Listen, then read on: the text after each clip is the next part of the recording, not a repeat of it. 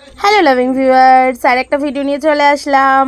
Actually এইটা আজকের special dish, একটা কোরিয়ান ডিশ। অ্যাকচুয়ালি আজকে বৃষ্টি হয়েছে সবাই জানো, আর ঠান্ডা ঠান্ডা গরম গরম ওয়েদার, তো তা সন্ধ্যেবেলা একটু তো মনটা ছুঁচু করে কি খাই, তো একটু বাইরে গেলে একটু খাওয়া হয় এটা ওটা। তো আজকে তো বৃষ্টির কারণে বাইরেও যেতে পারিনি, তো শরীরটাও ভালো লাগছিল না, মনে হচ্ছিল না কোথাও বেরোই বা কিছু, মনে হচ্ছিল একটু গরম গরম চা যদি কেউ করে নিয়ে এসে দিত মুখের সামনে তাহলে খুব ভালো হতো।